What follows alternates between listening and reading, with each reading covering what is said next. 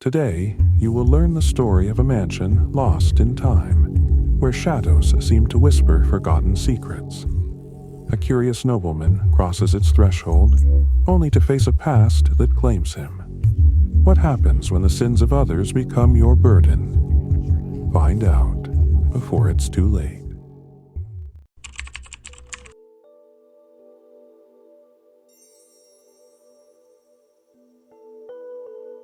The cold bites fiercely at Lord Edgerton's skin as the carriage passes through the thick veil of fog shrouding the road. Suddenly, a loud thud against the carriage halts the horses. The coachman quickly descends, muttering apologies, but what he finds beneath the frozen wheels leaves him speechless. A human figure, covered in mud and snow, lying motionless.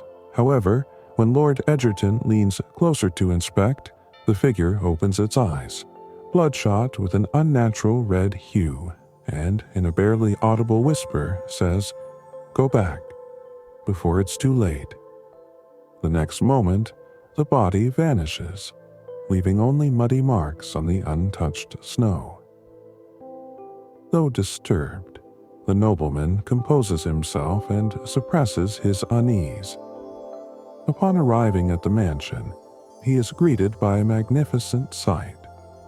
An imposing building with large illuminated windows, surrounded by trees whose bare branches stretch skyward like spectral hands. The Christmas carols and the warm glow of lamps sharply contrast with the lingering chill running down his spine. Inside, a dozen guests laugh and chat animatedly, surrounded by festive decorations and the scents of mulled wine and spices. Lord Edgerton feels momentarily at ease as he is warmly welcomed by his host, a burly man with a reddish beard who insists that Christmas should not be a time for solitude. However, his eyes soon fix on the portrait presiding over the main hall, a man dressed in green, with a gaze so lifelike it seems to follow him from the frame. The familiarity of that expression echoes the stranger's words in the snow in his mind. That night, as the other guests retire to their assigned rooms, Lord Edgerton feels a slight chill as he crosses the threshold of his own. The fireplace crackles gently, filling the air with a comforting warmth. But above the mantelpiece, directly opposite the bed, hangs an identical painting to the one in the hall. It is the same man in green, now with a faint smile that wasn't there before. The evening unfolds with laughter, toasts, and the soft crackle of firewood in the hearths.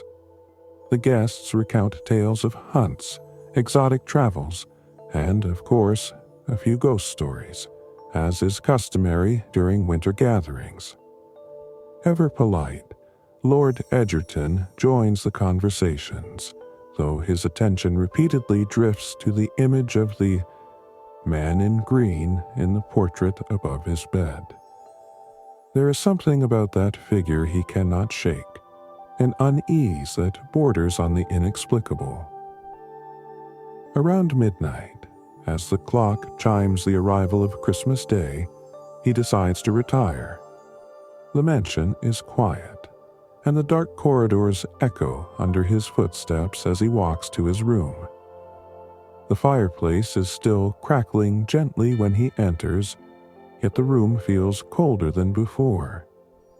The portrait of the man in green watches from its place above the mantel, and this time he cannot help but feel the gaze is more piercing, as though something within the painting is judging him. He tries to sleep, but slumber eludes him. The sounds of the house, the gusts of wind against the windows, and the soft tapping of snow accumulating on the panes keep him restless. Then he hears it. Soft footsteps, as if someone barefoot is treading slowly down the hallway. He sits up in bed, alert, his heart pounding in his chest. The steps stop just outside his door, and a moment later, the handle creaks as it moves. The door opens just slightly, and a figure steps into the room. It is a woman with long blonde hair, but it is damp, as if she had just emerged from a lake. Her dress is soaked and streaked with mud, leaving a dark trail across the wooden floor. She does not look at him. Instead, she walks directly to the fireplace, where her gaze fixes on the portrait. For an eternal moment, everything is silent. Finally, the woman speaks, her voice barely louder than a whisper. He knows. Before Lord Edgerton can respond or even move, the figure pulls a bundle of rusted keys from her pocket and walks toward the door. She begins trying one key after another in the lock, even though the door is already open. Her face remains expressionless, as though she is trapped in a trance. Finally, she stops and, with one last glance at the nobleman, vanishes into the hallway.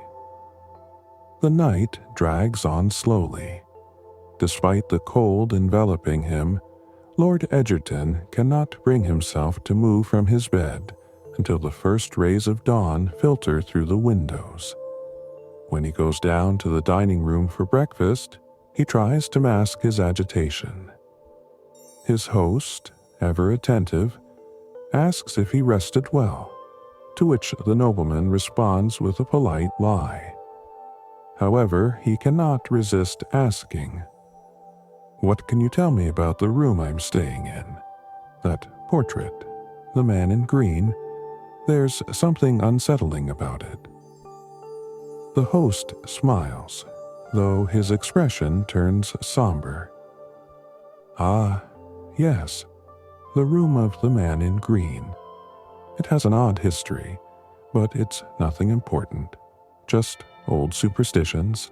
I hope it didn't bother you." But the way he quickly changes the subject convinces Edgerton that there is more than he is willing to admit.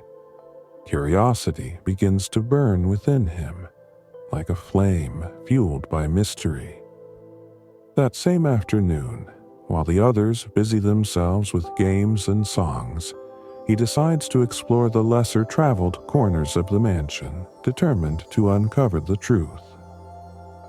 Lord Edgerton soon finds his opportunity.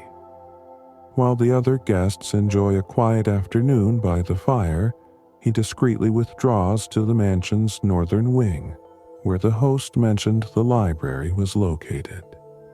The dark wooden doors creak open, revealing a cavernous space filled with shelves packed with books that appear untouched for decades. The dim lamp light casts eerie shadows that dance across the walls.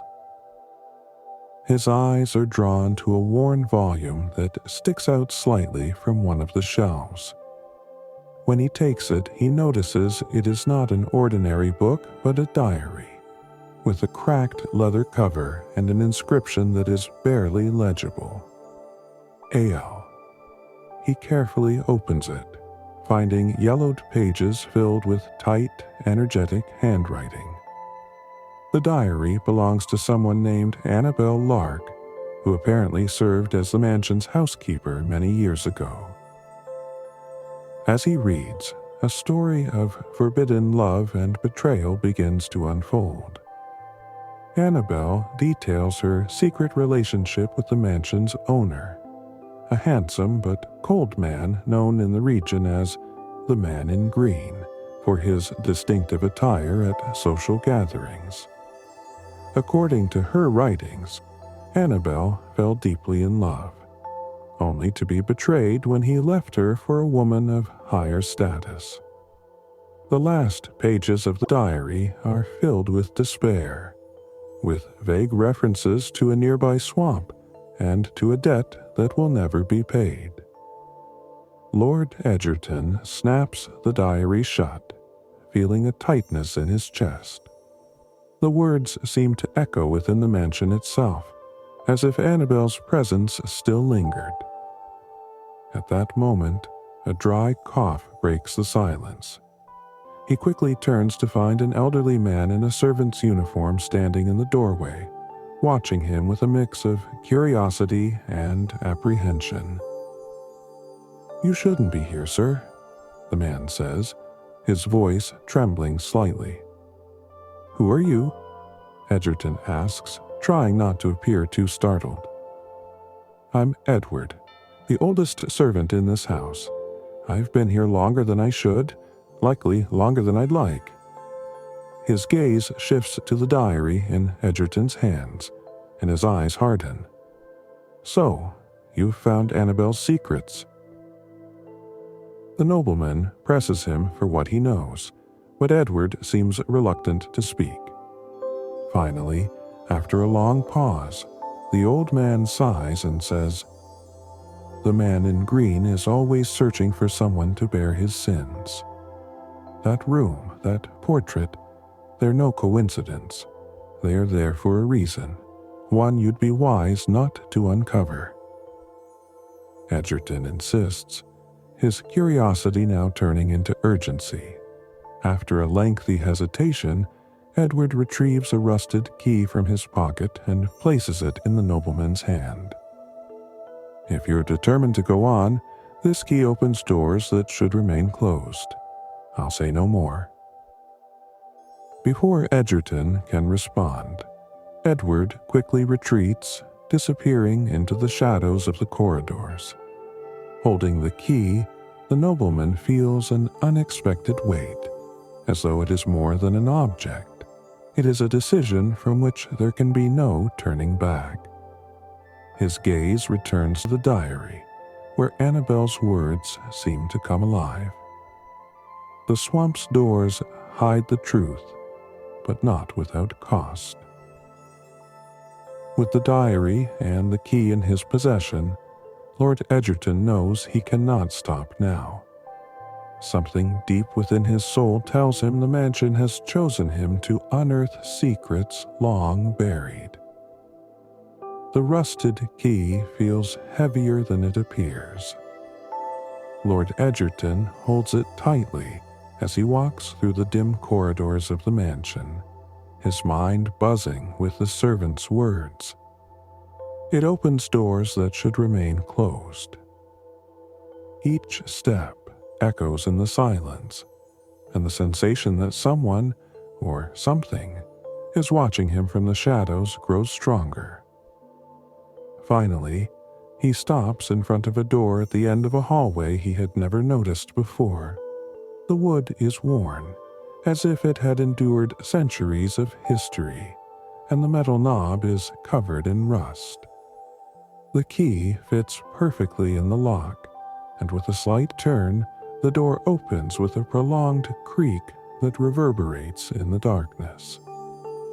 The air inside the room is dense, heavy with the scent of old books, dampness, and something more difficult to identify. Lighting an oil lamp he finds by the entrance, the light reveals a space that resembles a forgotten storage room.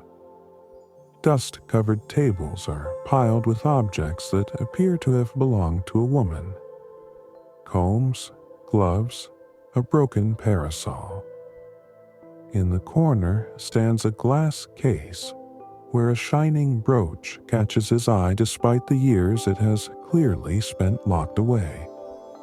Edgerton carefully picks it up, noticing the initials engraved on it. A.L. The brooch matches perfectly with the descriptions in the diary.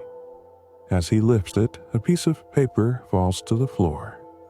Picking it up, he reads its chilling message. If you are reading this, the truth is already on its way. At that moment, a soft murmur fills the room. It is a feminine voice, delicate and laden with sorrow. He cannot make out the words, but the tone is unmistakable. He is being watched. Quickly, he turns toward the door, but all he sees are shadows, shifting as though they have a life of their own. His heart pounds, yet curiosity compels him to move forward. Further exploration reveals a hidden passage behind a tattered curtain. The narrow corridor slopes gently downward, its stone walls covered in glistening lichens. The lamp flickers, casting elongated, shifting silhouettes as he moves forward. With each step, the murmuring grows louder, now mingled with muffled laughter and the creak of wood underfoot. The passage leads to a larger room where an improvised altar stands. At its center is a wooden box adorned with intricate carvings. Inside, he finds more of Annabel's belongings: a ring, an embroidered handkerchief, and, most unsettling, a rag doll with a pin driven through its chest. As he holds it, a cold draft extinguishes the lamp, plunging him into darkness. The mansion seems to come alive. He hears hurried footsteps in the corridor behind him, as though someone is fleeing or pursuing him. He tries to relight the lamp, but his hands tremble too much. The walls feel as if they are closing in, and the murmuring transforms into a whisper that repeats incessantly, "The truth hurts, but it is necessary." He finally finds his way back to the main corridor, the lamp now lit again. As he closes the door behind him, he senses something watching him. Glancing back through the narrow gap, he thinks he sees a pair of eyes glinting in the dimness before all falls silent. That night, seated in his room, Edgerton places the objects he found on the table. The brooch, the note, and the doll are pieces of a puzzle he cannot ignore. The mansion, he now knows for certain, is not merely a building but a living entity, a witness to dark secrets crying out to be revealed. Resolute, Lord Edgerton vows to uncover the truth, even if it means facing the horrors lurking in the shadows. The days in the mansion grow increasingly unsettling. Consumed by intrigue, Lord Edgerton spends hours poring over Annabel's diary and the items he discovered in the hidden room. But his nights become tormentuous. Dreams engulf him like a thick fog. The man in green watches him from a somber tribunal, pointing an accusatory finger while murmuring incomprehensible words. Around him, faceless figures surround him, each whispering, "Pay your debts." One afternoon, as the guests enjoy an opulent dinner in the main dining room, the air grows unusually heavy. Conversations pause momentarily when an immense chandelier suspended above the table begins to sway gently. Suddenly, with a deafening crack, the chain holding it gives way, and the chandelier crashes onto the table mere inches from Edgerton. The impact sends candles and plates flying, leaving the guests in a state of panic. However, when the servants inspect the chain, they find it neither broken nor worn. It is as if an invisible hand deliberately released it. "The house isn't right," murmurs one of the guests, an elderly woman with a frightened expression. That night, the strange events intensify. A young girl, the daughter of one of the guests, runs terrified into the main hall, screaming that a shadow had crossed her room and watched her from the corner. Another guest, a middle-aged merchant, claims to have heard children's laughter coming from the basement, even though he knows no one was there. Some begin packing their belongings, muttering about spirits and curses. But for Lord Edgerton, fear becomes a challenge. The events seem to center around him, as though the mansion has chosen him to unearth secrets that others would rather leave buried. As the tension rises, the guests begin to look at him with suspicion. One man even confronts him during breakfast, pointing at him with a trembling spoon.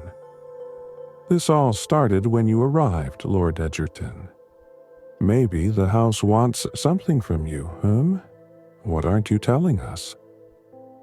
The nobleman, though tense, denies any connection, but the man's words strike a chord. He cannot ignore that the strange occurrences seem to intensify in his presence. That very night, he resolves to venture further into the dark corners of the mansion to uncover what is causing all this. With an oil lamp in hand, Edgerton walks the hallways once more, his shadow stretching behind him. He hears creaks in the walls, whispers that seem to come from nowhere and everywhere at once. As he passes the basement, he pauses, hearing a distant echo, like soft, mocking laughter. The door is ajar, and for a moment he hesitates to enter. Finally, he decides he is not yet ready for what he might find there and retreats, though certain he will eventually have to face it. Back in his room, he reviews Annabelle's diary once more. He notices something he had previously overlooked, a series of words scribbled in the margins of the final pages, as though written in a panic. Debts are paid in blood. Nothing is forgotten. That night, the nightmares return with greater intensity. He sees the man in green standing at the foot of his bed, with a disturbing smile that seems to stretch his face unnaturally. When he wakes with a start, he finds muddy footprints on the floor of his room, as though someone had been there, watching him. The next day, he has no doubt that the mansion is alive and considers him part of its dark plan. The other guests, growing increasingly terrified, now look at him with suspicion and fear, as though he were the catalyst for everything. The tension in the house becomes unbearable, but Edgerton has no intention of fleeing. He knows that the only way to end the horrors surrounding them is to confront them, even if it means uncovering truths he would rather not know. That night, the cold feels even more biting, even beside the warmth of the fireplace. Unable to find comfort, Lord Edgerton decides to wander the deserted halls. The mansion, with its labyrinthine architecture and echoes bouncing off the walls, feels like a living entity. As he walks, he stops at the sound of murmuring coming from the dining room. Approaching, he realizes it is voices, the host and the elderly servant Edward speaking in hushed tones. "We can't keep hiding it forever," says Edward, his voice weary. "The curse won't rest as long as the swamp keeps her spirit trapped." "And what do you suggest I do?" the host replies, his voice filled with frustration. "Call all the guests together and confess that this house is marked by a tragedy I inherited." Edgerton, motionless by the door, listens carefully. "She's not looking for confessions, sir. She's looking for justice." The silence that follows is as heavy as the air in the mansion. Lord Edgerton feels something stirring within him. His instincts tell him that his connection to this place goes beyond the mere coincidence of being a guest at the party. With the rusted key still in his pocket, he decides it is time to confront what he has been avoiding. The basement, which had always felt like a forbidden place, calls to him. He returns to his room, takes the oil lamp, and descends the stairs into the darkness. The basement door yields easily to the key, as though it had been waiting for this moment. A musty smell greets him as he moves down the sloped corridor. The sound of dripping water echoes in the silence, and soon his boots splash through puddles of stagnant water. The flickering lamplight reveals walls covered in moss and roots that have crept in from the outside. At the end of the corridor, he finds a chamber submerged up to his ankles in dark water. In the center, resting on a stone pedestal, lies a reliquary. The small, gleaming object seems to scream its importance, even under the dim light. Edgerton carefully picks it up, and upon opening it, he finds an inscription engraved inside. "Your betrayal will not be forgotten." The words strike him like a blow. A wave of images floods his mind. The woman of the swamp, standing in a dark lake, pointing at him with bony fingers. The man in green, with his cruel smile. And finally, himself, in a time he does not recognize, participating in acts he does not remember. The mansion responds to his discovery. The ground trembles, and the water begins rising rapidly, reaching his knees. The walls seem to breathe, and a piercing scream fills the space. Edgerton tries to retrace his steps, but the door he entered through is now closed. The lamp slips from his hands and extinguishes, plunging him into total darkness. In the pitch black, a cold, sorrowful feminine voice resounds. "Now you understand. Blood always calls to blood." Panting, with the water now up to his waist, Edgerton desperately feels along the walls for an exit. At last he finds a narrow gap, barely large enough for him to squeeze through, and he crawls out, returning to the main hallway. As he shuts the door behind him, the trembling stops, but the mansion feels more alive than ever. In his mind, the inscription in the reliquary repeats over and over. Your betrayal. What role does he play in all of this? Why does he feel the phrase speaks not only of the man in green, but also of himself? The answers are closer now, but so are the horrors that inhabit the mansion. As he climbs back up, soaked and trembling, the nobleman knows he has crossed a point of no return. The truth is near, but it will be far more painful than he ever imagined. The air in the mansion grows heavier than ever. Lord Edgerton, still shaken by his discovery in the basement, cannot sleep. The words from the reliquary hammer in his mind. Your betrayal will not be forgotten. The echo of that sentence seems to pursue him, even in the quietest corners of the house. Shortly after midnight, he feels a presence in his room. He bolts upright, sweat dripping down his forehead, and sees that the door is open, letting in a chilling breeze. Standing in the doorway, illuminated only by the pale moonlight, is the woman of the swamp. Her face, beautiful yet tragic, seems twisted by suffering. "It is time to face the truth," she says, her voice resonating as if it emanates from the walls themselves. Before Edgerton can respond, an invisible force drags him out of bed and pulls him through the dark corridors. The mansion guides him, as if it were a living creature with a will of its own, back to the basement he had sworn never to enter again. The doors open on their own, and the water, which had barely reached his knees before, now covers the entire floor and rises to his waist. The woman's figure materializes before him, floating above the water's surface. Her eyes glow with an ethereal blue light, and her damp hair hangs like algae. "You know it, don't you?"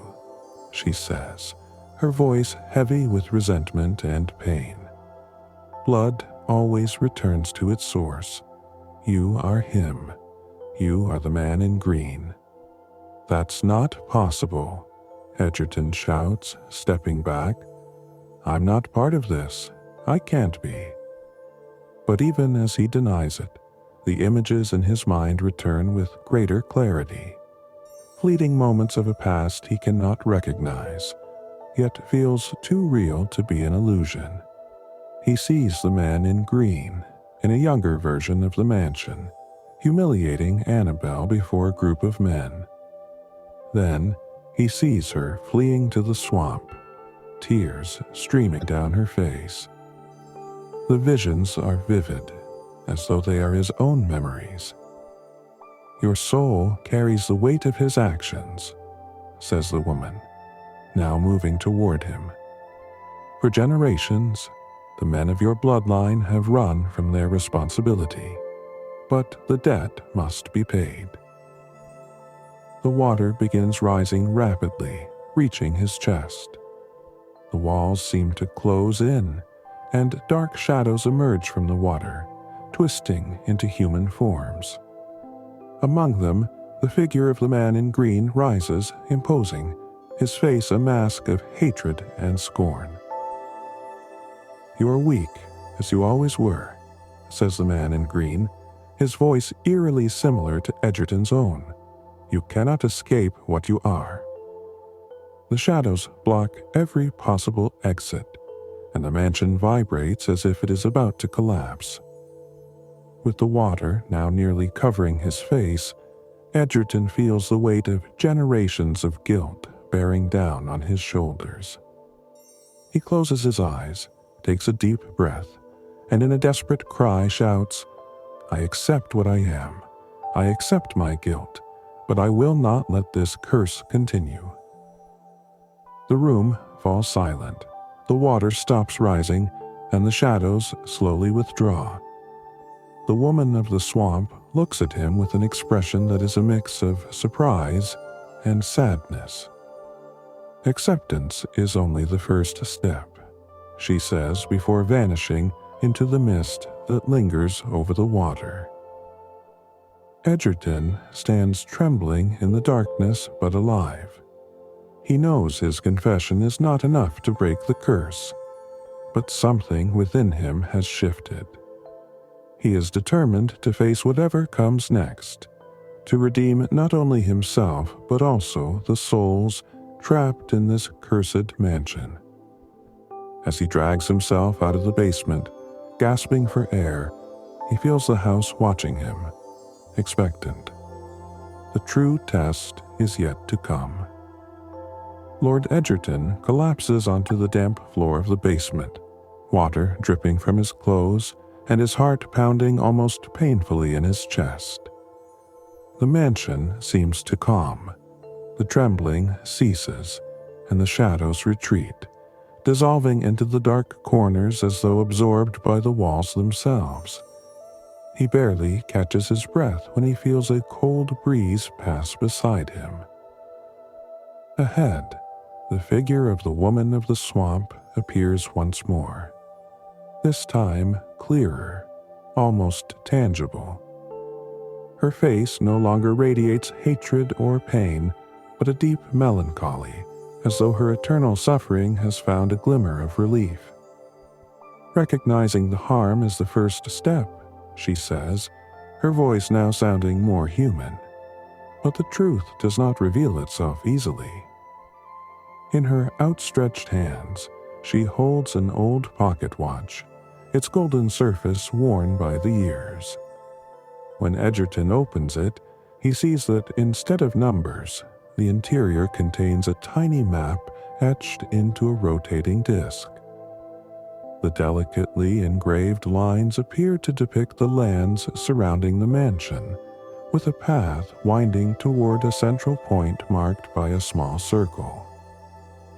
"Follow the tracks of the swamp," the woman whispers. "There you will find what you seek." Before Edgerton can ask a question, the spirit begins to fade slowly, leaving behind an echo that seems to vibrate through the walls. The truth lies where the betrayal began. The nobleman stands, the watch in his hands, trying to decipher the meaning of her words. His fingers trace the map's lines, and he quickly identifies the swamp surrounding the mansion, a place mentioned both in Annabel's diary and in the whispered legends of the servants. The map seems to guide him to a specific point deep within the swamp. As he studies it, the disc inside the watch rotates slowly, revealing what appears to be a second layer of engravings. These show darker marks, akin to scars on the earth, as if indicating something buried beneath the mud. Edgerton feels a mix of fear and determination. The mansion seems to breathe with relief, but there is still an oppressive weight in the air, as though it waits for him to continue what he has begun. He realizes his task is far from over. Something lies hidden in the swamp, something that connects the betrayal of the past to the curse still haunting the house and its inhabitants. With the watch in his pocket and a newfound resolve in his heart, Edgerton climbs the stairs, leaving the flooded basement behind. He pauses in his room to change clothes, but even the comfort of dry sheets and the warmth of the fireplace cannot quell the unease driving him forward. He must face the swamp and uncover the secret that has remained buried for so long. At dawn, he stands at the mansion's entrance, equipped with an oil lamp, high boots, and a shovel he found in a nearby shed. The morning mist tangles among the trees like invisible fingers, and the sound of crows adds an ominous tone to the landscape. Each step brings him closer to the truth, but also to the danger he knows awaits in the heart of the swamp. Edgerton understands that the watch is more than a guide. It is the key to unraveling the mystery, to freeing both the dead and the living from the torment that has bound them for generations. Follow the tracks of the swamp, he repeats to himself as his silhouette disappears into the mist, heading toward the unknown.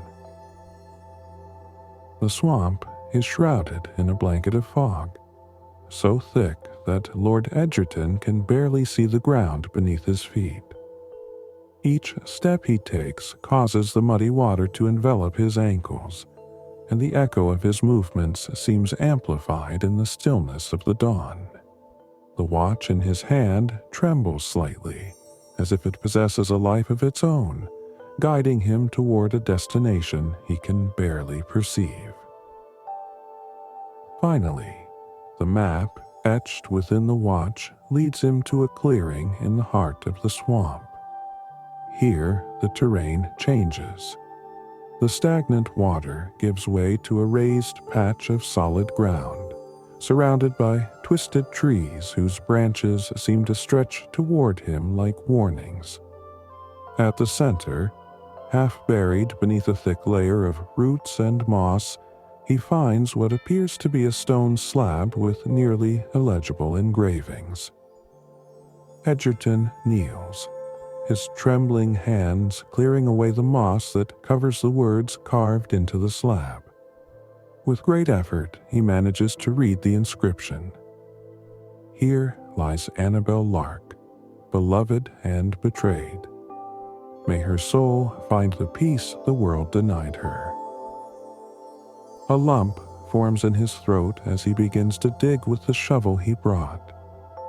Each strike of the shovel against the earth echoes like a heartbeat. The fog thickens, and the air feels charged with more than just moisture. An almost palpable tension surrounds him, as though the swamp itself is watching. After what feels like hours, he finally uncovers a wooden coffin, Though old and decayed, it remains largely intact. He carefully opens it, revealing Annabel's remains wrapped in faded fabrics. But what catches his attention is not the bones or the state of the coffin. It is a yellowed envelope resting on the corpse's chest. The envelope bears a broken seal with the emblem of the man in green. With trembling hands, Edgerton opens it and finds a letter written in firm yet desperate handwriting. The letter reveals something he did not expect: a confession from the man in green, who, in his final days, was consumed by regret. "Annabel, my love," the letter begins, "I betrayed you in the vilest way, blinded by ambition and the desire to maintain a hollow reputation. I have regretted every moment since, and my soul is condemned to wander as long as yours suffers. If anyone ever finds this, I hope they understand that everything I did was out of fear, and that my remorse is not enough to save us."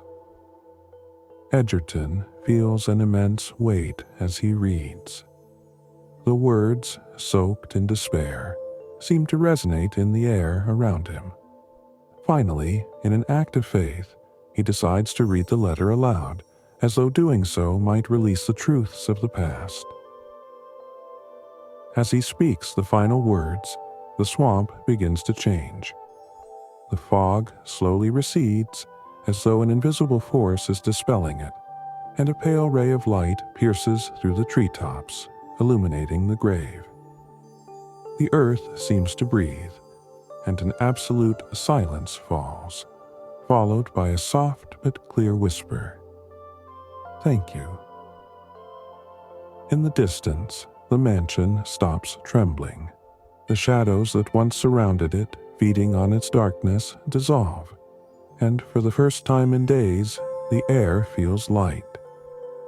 Still kneeling, Edgerton closes the letter and places it back in the coffin, certain that he has taken a significant step toward the redemption of both Annabel and the man in green.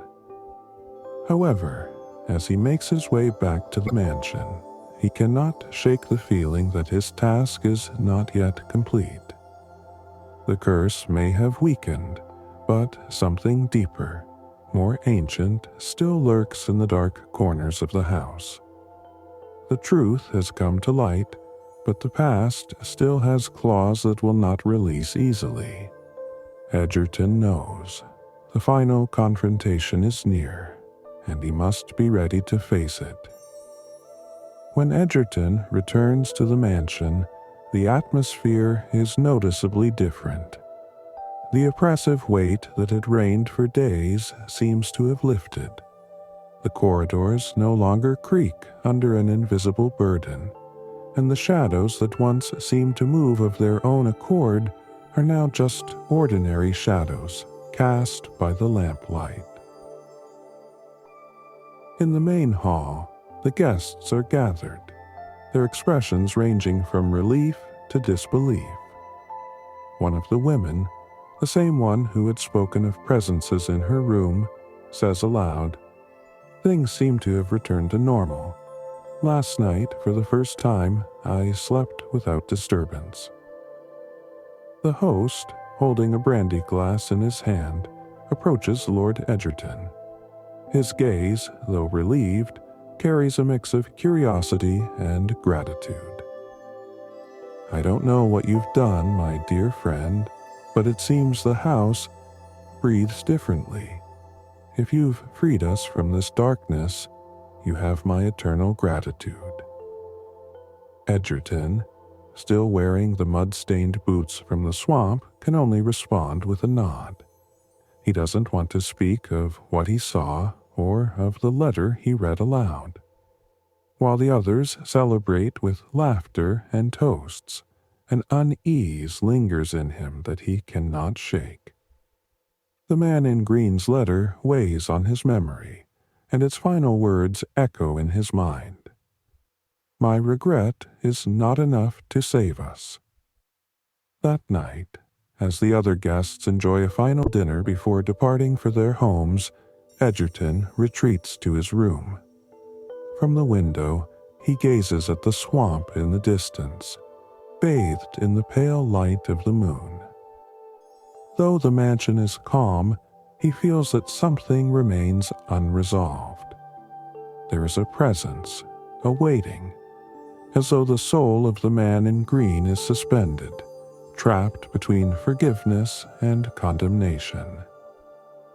When he turns toward the room, the portrait of the man in green stares back at him with an intensity he hadn't noticed before. The mocking smile is gone, replaced by an expression of despair. His eyes seem pleading, as if asking for something words cannot express. That night, he dreams again. In his dream, the man in green stands in the same swamp where Edgerton found Annabel's grave. His figure is shrouded in shadows, and his voice is distant, as though speaking from another dimension. "It is not enough," the man in green says, his voice breaking. "My soul is still trapped. The price must be paid, and you know it." Edgerton wakes with a start, cold sweat soaking his brow. The spirit's words weigh heavily on his mind, as clear as day. The mansion may have found a truce, but it will not be free until the necessary sacrifice is made. In the morning, as the other guests prepare to leave, Edgerton meets with the host. "I think I'll stay a bit longer," he says, feigning a calm he doesn't feel.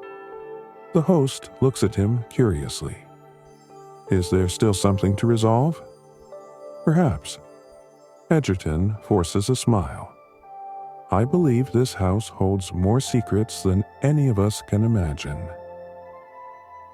As the carriages carrying the other guests disappear over the horizon, Lord Edgerton remains alone in the mansion, watching the swamp from the window. He knows the true test lies ahead, and the price to be paid will be steep. But he also knows that to break the curse once and for all, he must face the spirit of the man in green and fulfill what generations of his lineage have avoided: complete redemption, achievable only through a final sacrifice. The days at the mansion pass in an almost supernatural silence. The carriages carrying the last guests have vanished over the horizon, leaving Lord Edgerton entirely alone. The house, once a living entity full of hate and resentment, now breathes with calm, as if awaiting something more. The walls no longer creak under the weight of invisible shadows, and the rooms feel empty, yet not threatening. Edgerton has turned the library into his personal refuge. He spends hours among dusty books, forgotten journals, and ancient documents that recount the mansion's history and its inhabitants. The stories he uncovers reveal an unbroken chain of betrayals, regrets, and dark secrets, all tied to the man in green and Annabel Lark. Yet, within these pages, he also finds glimpses of goodness. Letters Annabel wrote in secret to a younger sister, poems the man in green scribbled but never sent. For the first time, Edgerton feels he is beginning to understand not just the curse, but the souls entangled in it. As he studies, something within him shifts. The man who arrived at the mansion was an arrogant nobleman, interested only in satisfying his curiosity. Now, each word he reads, each object he uncovers, deepens his resolve to right the wrongs of the past, not just for Annabel and the man in green, but for himself. He begins to see his connection to the mansion not as a condemnation, but as an opportunity for redemption. At night, he senses the presence of the ghosts that once terrified him. Sometimes he sees Annabel walking the halls, her dress still stained with mud, though now her figure appears calmer, almost solemn. The man in green occasionally manifests in the portrait in the main hall, observing him with a gaze that is no longer mocking, but expectant, as if waiting for Edgerton to finish what he started. One night, while rummaging through an old trunk in the basement, Lord Edgerton discovers a small wooden box. Inside is a ring with an inscription on the inside. Love persists even in betrayal.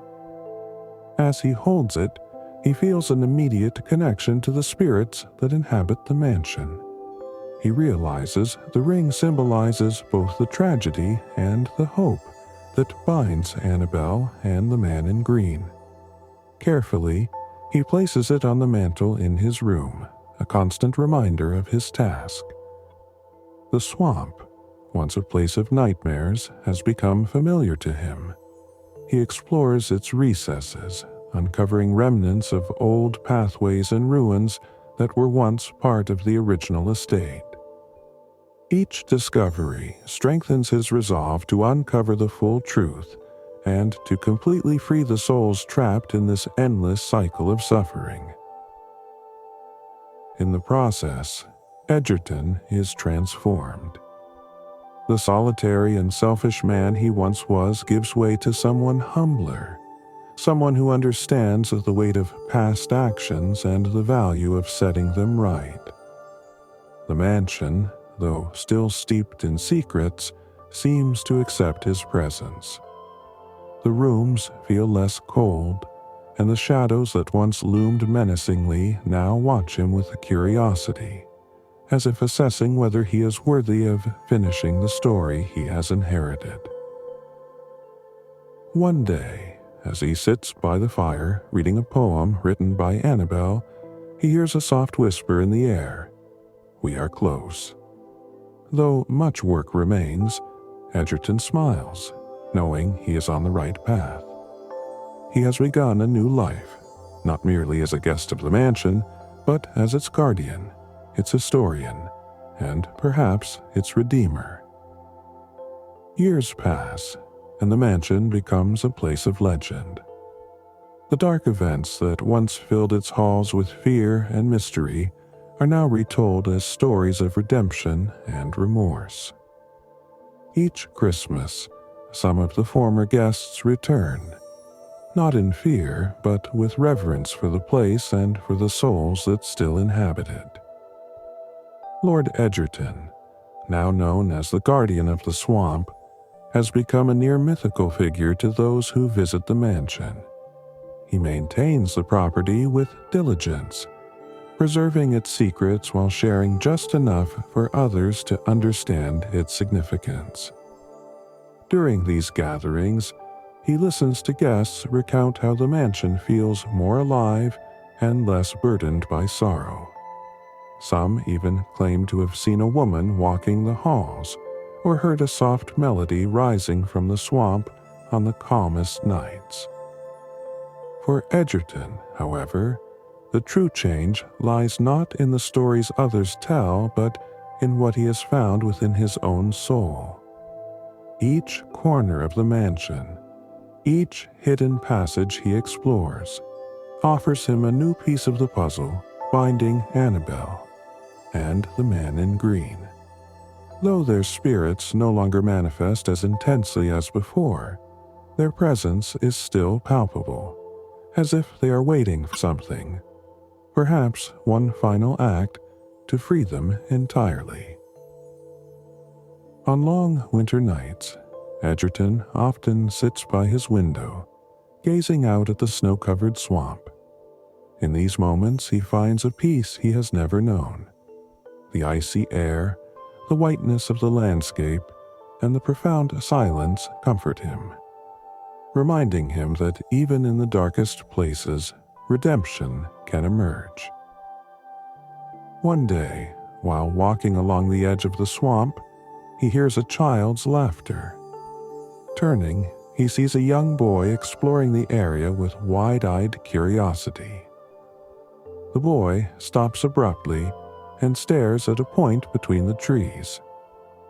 Edgerton follows his gaze and sees, in the distance, a figure dressed in green, barely visible through the mist.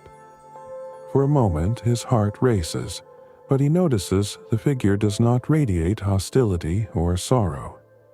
It seems serene, as though its watch is nearing its end. The boy points toward the trees. "Who is that?" he asks with the innocence of someone who does not know fear. Edgerton kneels beside him, watching as the figure slowly fades into the shadows. "Someone who used to live here," he replies gently. "Someone who, like all of us, just wants to rest." The boy smiles and runs back toward the fields, leaving Edgerton alone by the swamp. He looks toward the spot where the figure disappeared and feels a deep certainty. The mansion has found its balance.